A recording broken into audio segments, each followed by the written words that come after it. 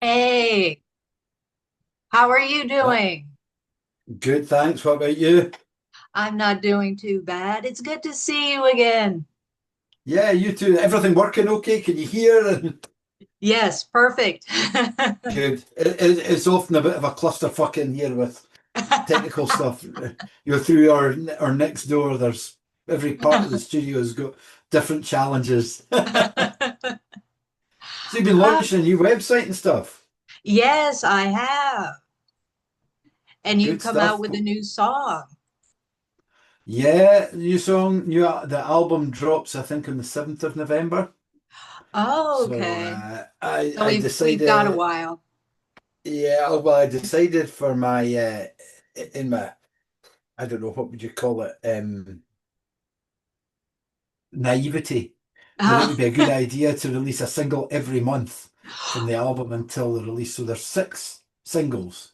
The first was on okay. Friday, one a month, and then the full album drops on the 7th. So it's actually the vinyl is getting pressed today. So we're all on target. But I've made quite a lot of work for myself.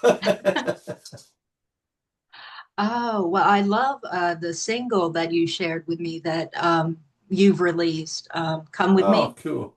Yeah, yeah. Oh, okay, I'm glad you like it. It's a wee bit mellower than my usual. There might be Uh, a few surprises on this album, actually. oh, okay. Wow, I can't wait to hear the rest of it. So, have you been pretty busy then putting this album together? Yeah, I mean, I recorded it all here and mixed it and mastered it all here. But we started the Kickstarter campaign in, I think it was February, and Okay. that we smashed it. We reached the target and exceeded the target in less than a week. So I was really quite pleased and surprised, happily surprised. And so as soon as we saw that it had reached its target, then I was able to start sort of recording. It was quite nice being able to do it all myself because there was no time pressure really. I mean, there was a deadline and stuff, but I didn't feel that every time I went to the toilet or had a coffee, it was the most expensive coffee I'd ever had. So it was nice to Oh, have the time. yeah, yeah, especially, if you're under pressure and everything. And yeah, it makes it a whole lot easier when you don't have those time restraints put on you. And also that if I felt something wasn't going the way I wanted it to, I could just go, let's go away and do something else and come back to it tomorrow or later on. So yeah, it was very flexible and I didn't have to be considerate to anybody else either. I could just be selfish to myself.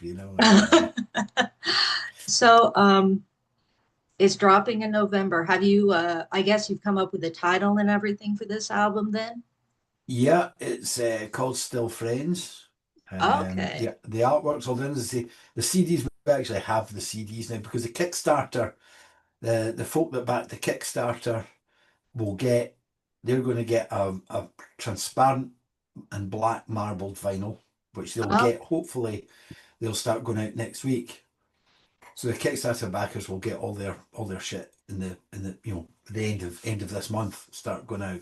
So there were pledge pins. I think they're arriving today. Actually, the CDs we've had for a while, and just basically sitting on all. Apart from fulfilling the Kickstarter rewards, we'll just be sitting on the rest until November, and then there'll probably be some media stuff in oh, between.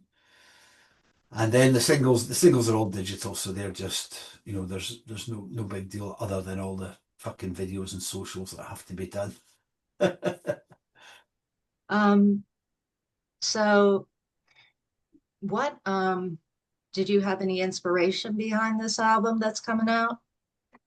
Well, I've kind of cheated a little bit with it because the majority of this album is are songs that most of them I have written ages ago and recorded and some released, albeit in slightly different forms in the past. But as for instance, "Come With Me," the single that's just come out, it was actually the title track to my first solo album back in 1997. No, Oh, okay. 2000, 2007. Okay. I'm making myself even older. And so, but the thing is that when I started doing the solo thing, um, when I listen back to the stuff now, it kind of makes me cringe a bit because one is it's all super fast. It's like I'm absolutely hammering through everything because I felt everything had to be, you know, pedal to the metal, full on in everybody's face, take no prisoners. Uh, and I was going to say as I've got older, but I was actually quite old then as well. But and the other thing is that I mean, I'm still not happy with my voice, my singing voice, especially my singing ability. But while I don't think I don't rate it, I'm more comfortable with it. So I don't feel the need to hide it. I've just accepted that this is just the fucking way it is, and like it or lump it. I can't, I'm not going to it's not going to magically get any better or anything. So this is just this is as good as it's going to get. So we may as well just make the most of it. And when I listen back to the early albums, everything is kind of masked or hidden beneath this. Really gruff, overly gruff. Rah, rah, everything's shouted and gruff and full pelt. And I thought, there's some shit here actually. Some of these songs aren't maybe so bad after all. So I'd quite like to revisit them. And that also they've evolved over the space of say 20 years, 18, 20 years. Some of these earlier songs have evolved because I would often, we're talking about the studio a minute ago, I would be, I need to go into the studio and record an album, and I would try and write a whole bunch of songs, and they would never have really been played live. And in fact, sometimes after recording them, it might have been a year before I had the guts to play them live or tackle them live. So they hadn't really bedded in or matured or evolved in any way whatsoever. So especially over time, as I've played them more, got more comfortable with them, they've kind of woven their way through probably some lyrical changes, not necessarily brought about by more by default than design, really, because what quite often happens, especially when a song's new, I'm shite at remembering words. I'm shite even remembering my own name. And I would so I would probably at some point very soon after starting to play them live start to forget the words and make up other words that would then become the words. So words changed, and sometimes they maybe evolved to fit better with the phrasing of the song. Mhm. Sometimes it was just because I couldn't remember the words and had to make up something else on the fly, and then I remembered the thing that I'd made up and forgot the proper words. So it's weird the way they all evolve. So between the evolution of the song, maturity of the song, and my own kind of being a bit more comfortable in my own skin with my playing and singing and performance of them. I felt a lot of them were lost in the mists of time because it was Oh, these albums were all not pre-internet, but pre any streaming services and kind of only at the very beginning of downloads, really. So they've never really, it was probably 3 or 4 albums in before anything started to get any kind of traction at all on the digital services especially. So although a okay. lot of CDs were sold and stuff at shows, they didn't really transfer into the digital delivery domain. So I thought, well, they're kind of for the vast majority of people in the world, these will all be for all intents and purposes new songs, even though they aren't. And then some of them had been recorded, and actually I wasn't so much unhappy with them, but they either had maybe like some of them were on the Whiskey in My Blood album, which was recorded in Finland, and it had the guy playing snare drum and cymbal and a bass player. So Mhm. some of them had never been done just pure solo, or some of them had been recorded with lots of electric stuff going on. And I wanted this to be really just pretty much like we're sitting just now. and just Yeah. playing. I didn't really want them to be. I wanted them to be produced from the point of view. I didn't want them to sound shit, Hmm. but I didn't. They are warts and all because they're recorded live, and albeit the studio recordings are just live. There's no overdubs, or I didn't. I don't. I tend not to. I don't. I don't really enjoy trying to record an instrument and then sing on the top of it. It just doesn't work for me. Um, and even when I actually get it to technically work, I just don't feel it's got any spirit. It's a weird thing, and it works great for some other people. I think if I was doing something, let's say you and I were collaborating on a recording, Okay. and I was going to ask you to put something on it, or similarly, you wanted me to do something to put on something you were recording. Then yeah, you've got to play to a click track. You've got to have some sort of separation. But as a solo performer or solo artist, I thought it was important for this album really not to have any, not to be piecing it together, not overproducing it, and Okay. it was finding that line between making it pretty live, pretty much warts and all, but not compromising. Basically not trying to avoid it sounding like a pile of shit, really. So I wanted it to meet a certain. This is palatable. This is tolerable for people to listen to. But I wasn't looking for it to be perfect. I wasn't looking for it to be polished or perfect. A good example that I would like to think I could align it with, although it wasn't strictly done the same way as Bruce Springsteen's Nebraska album, Oh, because okay. he recorded that on a 4 track, I think, in his kitchen, albeit that it got taken into a big studio for mixing and mastering and all sorts of stuff. Yeah. So, but that the spirit of it was still captured.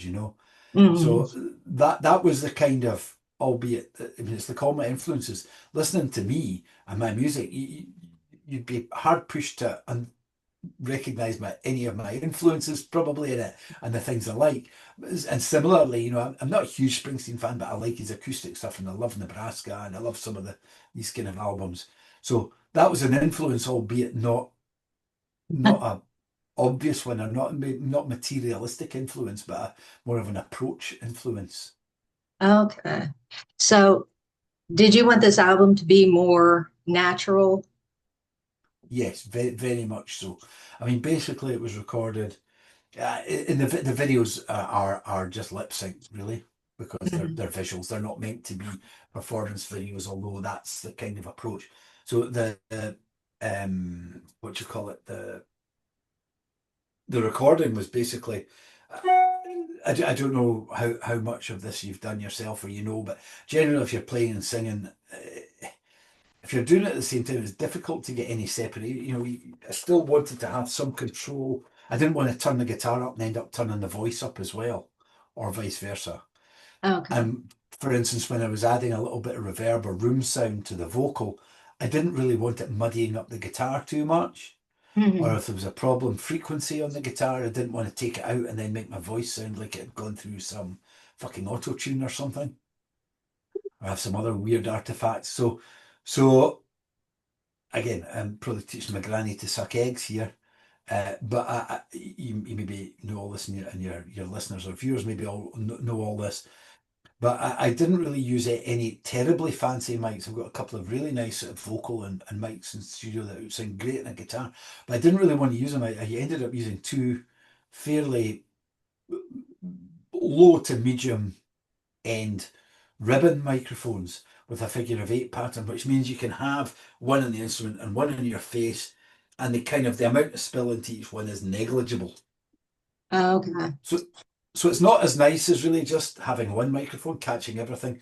But I wanted to have a little bit of be able to, sort of tidy up any minor acoustic problems without destroying it. And it worked really well, I think. Although it's very revealing. Don't get away with much.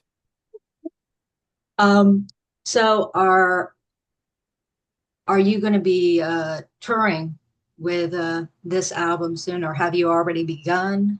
Or Well, there's a show in Glasgow coming up, quite a big show on the 12th of June.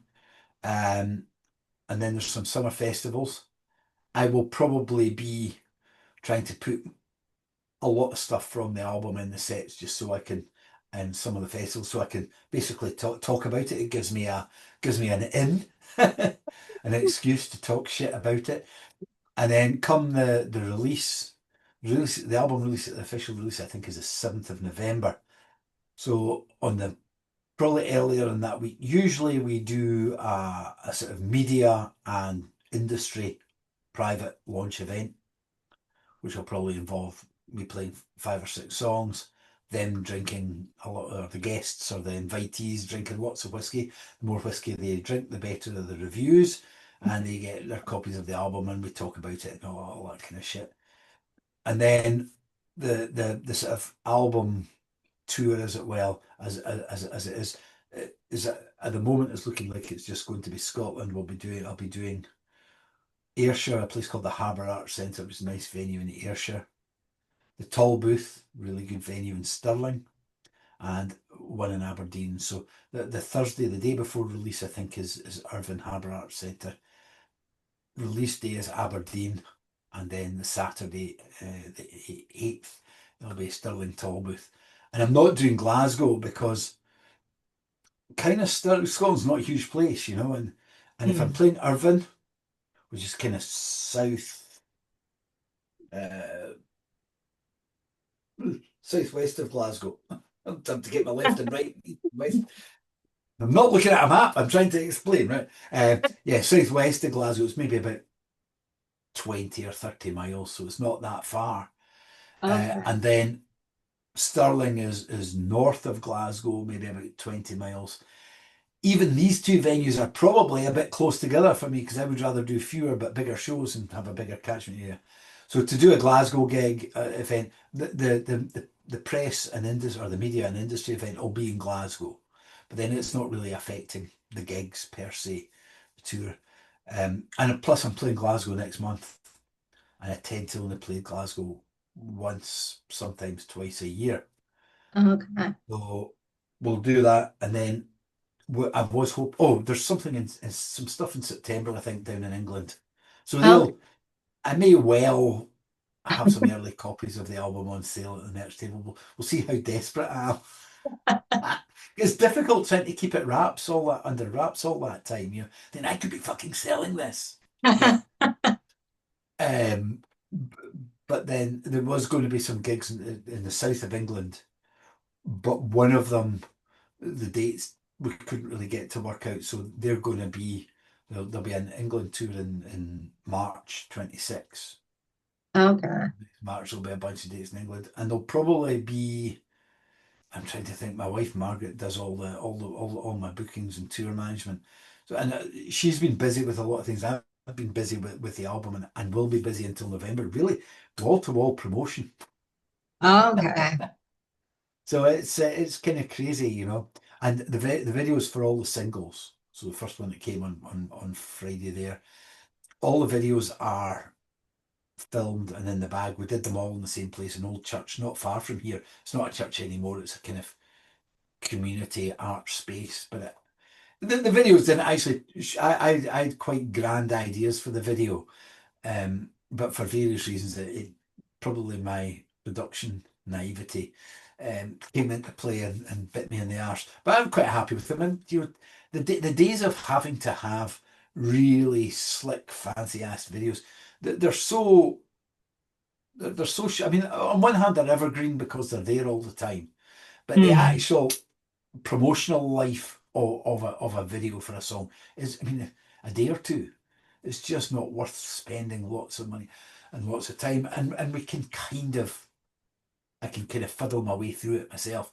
So they've all been filmed, the 6 videos. One's already out. The next one is edited, and I'll do the edits in the other two. They're not too onerous. I'm just being kind of finding myself too distracted with other parts of the puzzle. So do you enjoy doing the music videos? Yeah, and I think what's kind of that's maybe one of the ways where I kind of differ certainly differ from a lot of my musician pals in that they don't like doing the promotion. They don't like finding out news releases. Don't like media stuff. They don't like the photography, the video production. I enjoy, even I even quite enjoy tinkering about with my website, you know. So I enjoy doing all that and enjoy. I mean, in a past life, I was a PR consultant and I've been a journalist, a freelance journalist. I've been a staffer as well. So it's kind of all it fits it. All these things that I have done as a proper job, for want of a better term, in the past.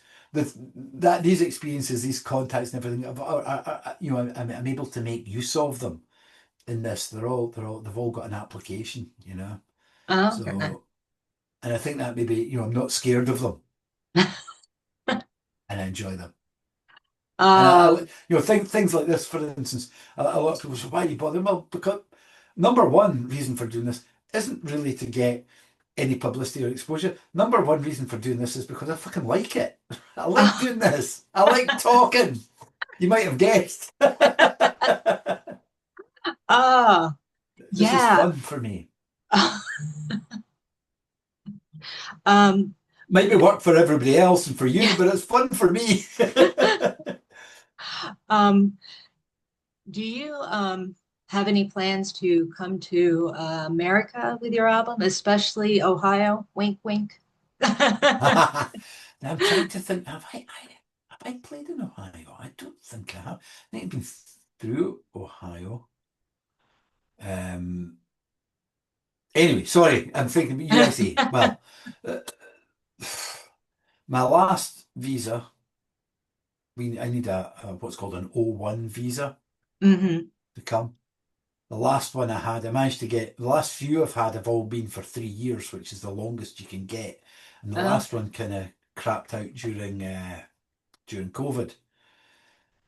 It's pretty expensive. We're talking upwards of 5 grand now, Wow. and a lot of work because when I petitioned for the visa, that's not even actually the visa application itself.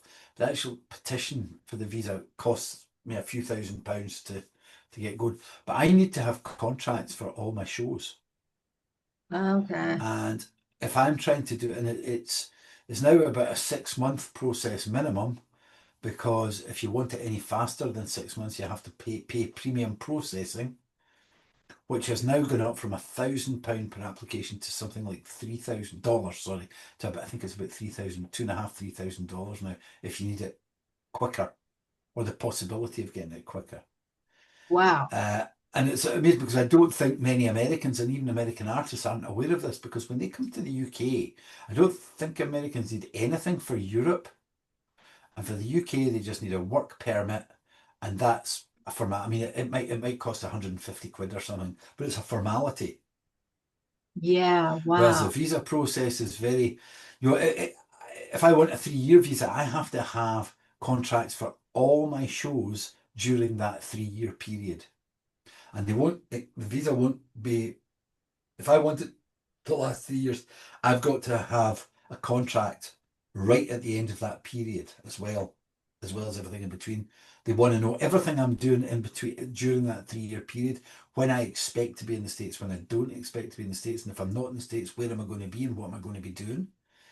I need all these contracts. Now, getting contracts out of people, it might be fine if you're the Rolling Stones or something, but at grassroots level, you know, and I've basically got to prove to the immigration folks that I can do something that an American can't.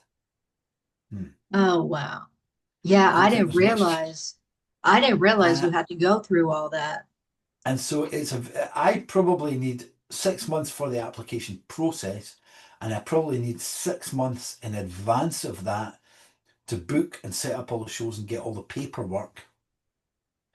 And then if my petition is thrown out, and about 70 or 80% of them are, I don't get any refund.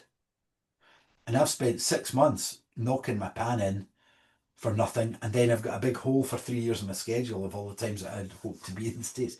So, with the current political climate, let's just leave it at that. Yeah. Uh, you know, and regardless, actually, I mean, people say, "Oh, Donald Trump does." Well, I'm not a Trump sympathizer, but to be honest, he hasn't necessarily made it any harder than it's ever been. You know, Oh, this process has been the same. I think he's maybe made it. slightly more expensive in some ways, a bit more of a fanny dance. But Oh, the bottom line is it's not really any harder for me to come to the States now that he's in than when anybody else was, bottom line. okay. But the political climate doesn't really Help. doesn't really Yeah. entice me at the moment, you know. Yeah. So Yeah. so there's the time, there's the amount of effort, there's the finances, and so these all sound like terrible excuses, um, because at the end of the day, you know, we've built up a fair following in the USA, and you're a big market for me for merch, for digital, for streaming and downloads, and the support I've had when I've been on tour is amazing, and also engagement with people like yourself doing this. And I do a live stream every Monday night. There's a lot of people outside the UK that are part of that group, and you watch the live streams or watch them on replay. And it's not your fault that it's difficult for me to come to the States. It's not any of the people that enjoy my music's fault. And so why should I be holding the political climate and the bureaucracy against the people that have supported me? And so I can't do that. I mean, it did in the past. I would never have entertained the idea of coming and playing in the USA without a visa, because A, it's too important a market for me to get fucked up, Yeah. or to be not allowed to come back, or to have a black mark against my name.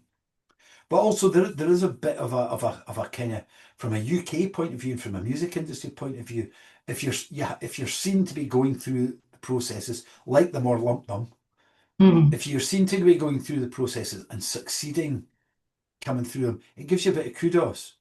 Oh, Dave Arcari, he's toured the USA like, 20 times, and he's had three or four, 3-year O1 visas. So he must be doing something right. Even if, so it does give you a kind of, it does bring a bit of respect or standing. Not that it really has anything to do with the price of mints, really, but it does. It's one of these things that gives a good impression, and it ups your you go up in people's estimations. Um,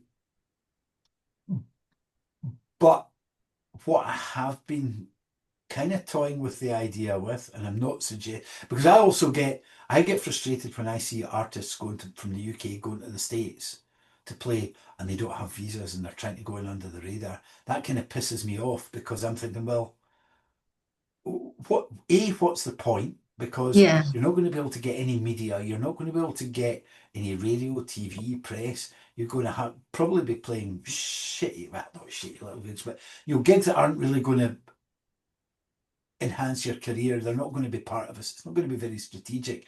And to be honest, if it's just because you want to say I played the States, you may as well go down into Glasgow and play the Dog and Drake on a Friday night. It's not it's not going to have any kudos. It's not really going to do you any good, other than you're going to get your rocks off.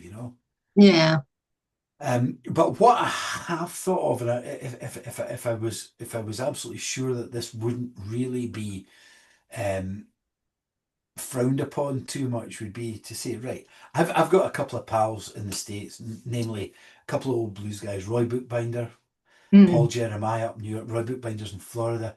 Roy and Nancy have been over here a few times. I've tour managed Roy in the mid 90s into the 2000s, and we've become good pals. We stay with Roy and Nancy and what have you. Roy and Paul Jeremiah, as it was in upstate New York as well, they are the last two of that generation of blues players. And they're amazing people, and I've hung out a lot with them. And I'd like to spend some time hanging out, especially with Roy, and just not for any other reason, just for us to hang out and reminisce and stuff before it's too late. Because Yeah. I could be dead next year, he could be dead next year. I don't know. Um, so I thought I'd like to do that, and if I would maybe find two or three enthusiasts of my music who's are part of the scene and whose friends are all into it, and maybe try and do two or three glorified house concerts, basically. Okay. Because one of the problems with the visa is not so much, it's, people say, well, can you not just go and say you're not getting paid? And it's not really whether you're getting any money from it, it's whether it's open to the public Yeah, yeah. and getting paid. But if it's not open to the public and it's completely private and there's no formal payment as such, it's basically just tips and donations, then maybe, just maybe, that would be a way of kind of it's a bit dodgy, but it's not completely flouting the rules. And it'd be a bit like if somebody was having a party and I was on holiday, picking up a guitar and playing a few songs at the party. That's basically all it would be. But it would maybe be a way that I could say to the hard copy, the people in my mailing list, the people in my Facebook group, the people, that are into it, say, look, we're going to be doing this, this, this, and this. If you can get in touch with so and so and get an invitation, then this might be a way of doing it in the meantime until the dust settles. So that's a very long answer to a very simple question. I could have just said nah, but I don't want to say no because I want to. Oh, wow. Yeah, I never realized. I mean, all you have to go through just to get a visa to come to America and be able to perform. Yeah, it's quite a thing now.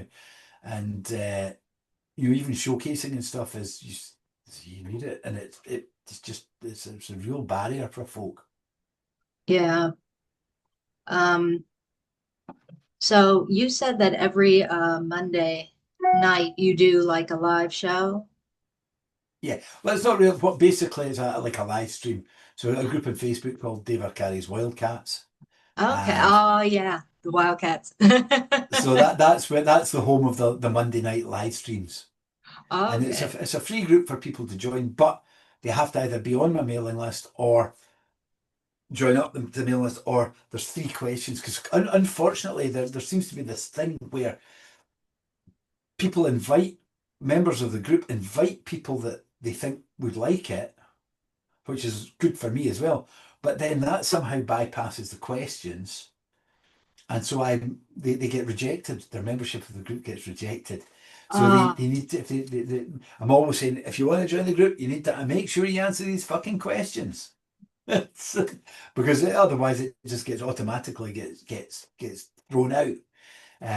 So these live streams are usually 8 p.m. UK time on a Monday night, and I'll generally the format for the last couple of years has been that I'll play two or three songs. I'll play a couple of all acoustic. I'll play a couple of my songs, and then sometimes I'll close it with a least expected cover sometimes, or it might be an unexpected cover version.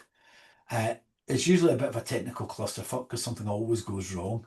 And I think that's why people like it, because it shows that, I suppose I'm not only vulnerable because I might make an arse of it, but I'm also vulnerable to all the technical things that go wrong, like cameras quitting out halfway through, or no sound, or me falling off my chair, or something breaking down. There's a million things that go wrong with it. It's very rare that we get through the 30 or 40 minutes without there being some sort of, I mean, in wildcat terms, clusterfuck.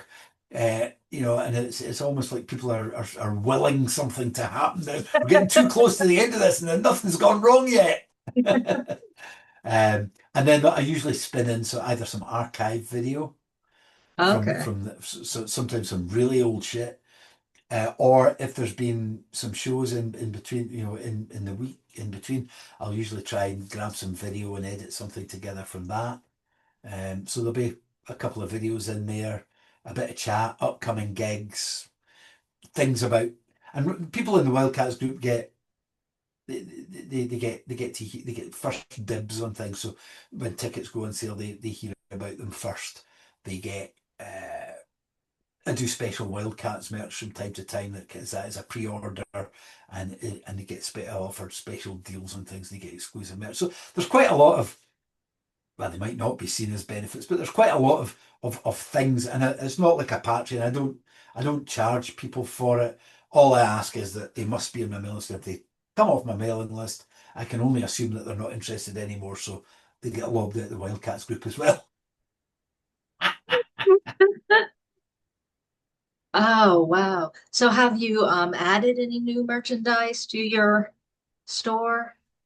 What have we got? Have we got some new stuff in there? I've been making a lot of stuff. Some of it hasn't actually, I don't think has made it into the store yet. I need to get my shit together. Trying to think what's new. We'll be doing new t-shirts, um, probably for the album. And Oh, then we usually do and I might do something because this the Devil May Care shirt. oh I yeah. ca I like this shirt because it doesn't have my name plastered on it. This one has got, I think, some tour dates in the back Oh yeah. from the album tour. But there's a little, very little bit along the bottom in small print. But I don't feel, I feel I can wear it. Whereas if it's a picture of me or I've got my name across it, no, you can't do that. And this has been quite popular, so I might try and do something typography wise, still friends. And then there might be a version for Wildcats with the Wildcats thing in the back. I don't have anything here. You've maybe seen it anyway. I don't have anything here to show you. But I did, sort of Wildcats exclusive shirts. And everybody liked the print on the back. So we might do, instead of doing specific Wildcats front shirts, they might just be a run of them with the Wildcat stuff on the back. I don't know. I've been doing, more sort of guitar necklaces and been starting making some out of brass and things.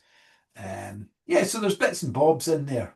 I don't know if they're all actually in the online store. I need to look. It's just that Oh, people say, "When you play next?" I say, "I don't know. I'll have to look at my website or ask my wife. She books them. She books them. I play them, and I don't know anything, so I have to go on the website or ask." uh, Ridiculous. so how long have you been playing the blues? Ah, too long, can't you tell? uh, I guess. I mean, I got my first guitar when I was 18. I was working in a bank, and round about Christmas time, we would get a Christmas bonus, and we would Mm. also get an extra day's holiday. So Oh, nice. when I was 18, I got my Christmas bonus. I got my Christmas shopping day holiday, and I went into the centre of Glasgow and I bought a guitar. And I remember I bought it in Biggers, a music shop in Hall Street, Glasgow, which is long gone. And it was a Harmony Sovereign. It was £49. And I remember going home with it and my parents saying, "That'll be under the bed in 6 weeks."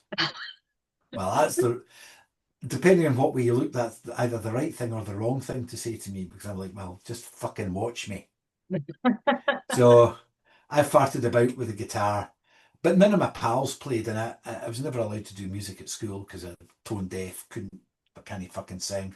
But I just taught myself to play some Bobby Dylan songs and stuff, and some David Bowie stuff, and anything that I liked really.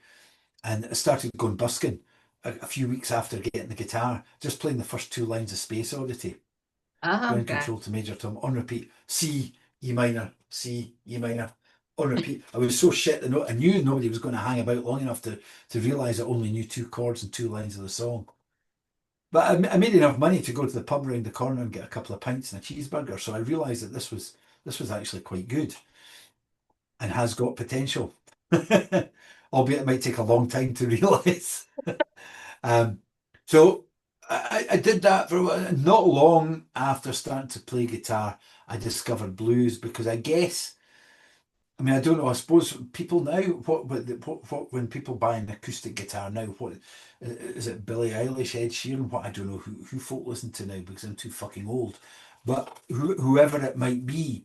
But for me at that point, I gravitated. There was the Bob Dylan thing and anything that was like acoustic, Neil Young, Bob Dylan, Donovan. But I also liked 50s rock and roll, so I would try and play that. And then we got electric guitar, and then you discover blues because it's very guitar centric. Mm. But it wasn't for another 3 or 4 years. I jacked it after I'd been working in the bank. And then I became a debt collector in Glasgow for a while, and then I chucked that, and I realised that I didn't have to do shit jobs that I didn't want to do, and I was getting. I mean, I was shite at the music thing, but I knew I wanted to do it. So I thought, I mean, I could go to college or something because I was shite at school. I didn't pass any exams or anything at school, so But I realised that at 21, 22 years old, you could go as a mature student, so you didn't need qualifications to get into college. So I went to the other side, moved out the house, went to the other side of Scotland, went to college there, did a couple of years at college, then I did a year as sabbatical president of the Students' Association, then got a job in PR in London. But in between times at college, I, finally met some people that played and that were interested in kind of blues stuff. So started playing. We started a blues band called Summerfield Blues, which is eternal. Oh no, I was going to say an eternal embarrassment. It's not really. It was just, I suppose, it was of its time, and we played quite a lot of covers, but we did start putting in some of our own stuff. And we put out and our first and only album came out on CD in 1993 because we won something Scottish Blues Band of the Year at Edinburgh Festival or something. I can't remember, but it did quite well considering. And then, but then I started getting into the national guitars, and I was running a wee recording studio, so I was getting more and more into blues and more Delta blues and acoustic blues than electric stuff. And that was really when I started getting interested in slide guitar and stuff. So and writing more songs. So probably, but seriously, I didn't become a full time or dedicate myself full time until I started the solo thing. So probably, well, probably about 20 years.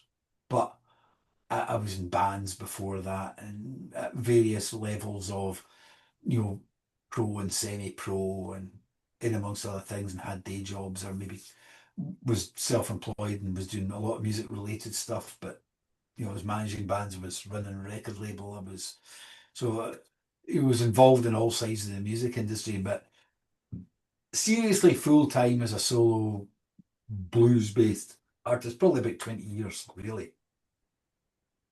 Although you Okay. could argue a lot longer. I got my bus pass here last year, so officially an OAP. Do you have OAPs in America? Do you know what I mean by an OAP? An old No, age what do you, pensioner.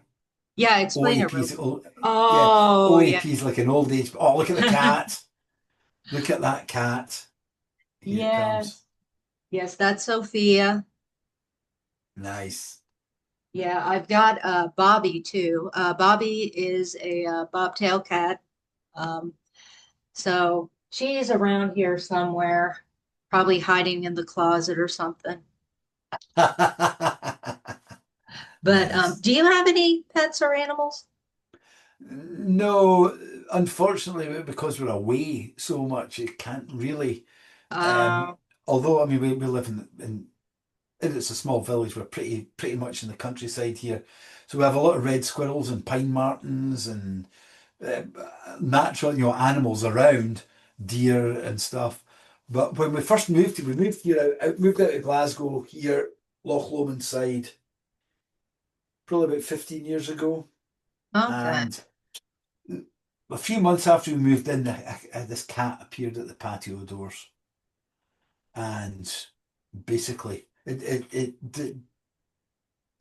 not seen it for a couple of years, so I'm assuming it's dead or roadkill. But it was a really Uh, nice cat, and it basically just it adopted us. We tried not to let it stay in overnight because we didn't want it to get it depending on us. But it was pretty much everybody in the village thought it was our cat. oh, It thought it was our cat. And it was a very, very friendly, toothy cat.